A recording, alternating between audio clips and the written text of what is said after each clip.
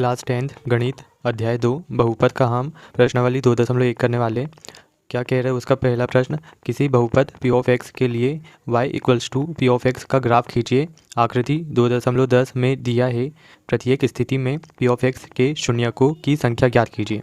देखिए, इसके कहने का मतलब क्या है कि हमें एक x और एक y अक्ष दिया हुआ है, उसमें हमें एक लाइन दी गई है, आप देख सकते हैं, जिसमें हमें अगर ये जो लाइन है ये अगर x अक्ष को काटती है, मतलब p ऑफ x का मतलब क्या है, p ऑफ x के शून्यकों की संख्या, यानी अगर ये लाइन अगर x अक्ष को काट रही है, जितने बार भी काट रही है, तो फिर वो अपने शून्यकों की संख्या हो जाएंगी।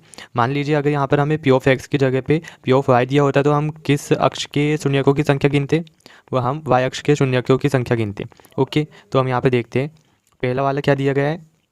पहला वाला है, आप देख सकते हैं कि ये जो लाइन है ये लाइन सिर्फ y अक्ष को ही काट रही है, ये x अक्ष को नहीं काट रही है। तो फिर हम क्या लिख सकते हैं इसमें कि p ऑफ x, ये पहला वाला p ऑफ x शून्यकों की संख्या कितनी होंगी, यहाँ पर 0 होंगी। ओके, अब हम दूसरा वाला देखते हैं। दूसरे वाले में देखिए कि ये जो लाइन है, ये जो ऐसे टेढ़ी सी लाइन जा रही है, वो x अक्ष पर कितने बार काट रही है? एक बार ही काट रही है यहाँ पर।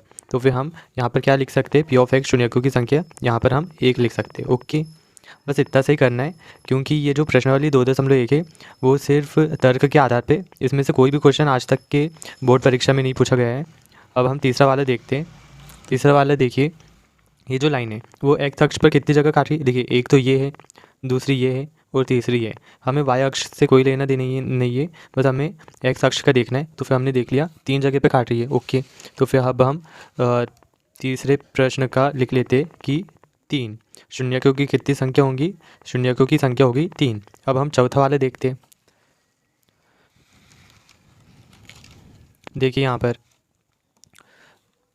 हम यहाँ पर देख सकते हैं कि ये जो लाइन है ये x अक्ष पर 2 जगह काट रही है। तो फिर चौथे का क्या आंसर हो जाएगा?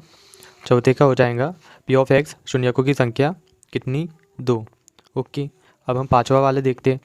पांचवा वाला देखिए, यहाँ पर ये जो लाइन है ये बहुत जगह पे काट रही है x अक्ष पर, 1 2 3 और ये 4। तो फिर पांचवें प्रश्न के शून्यकों की संख्या कितनी हो जाएंगी? यहाँ पर कितनी हो गई है? 4। तो फिर हम यहाँ पर लिख लेते p ऑफ x शून्यकों की संख्या 4। ओके, अब हम छठवा वाला लास्ट भी देख लेते हैं।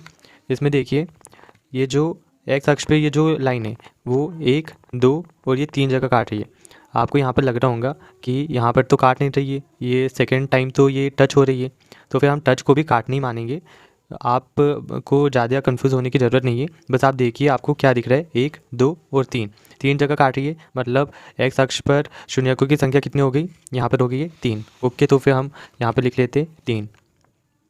इसमें बस इतना ही करना है, ज़्यादा कुछ नहीं है।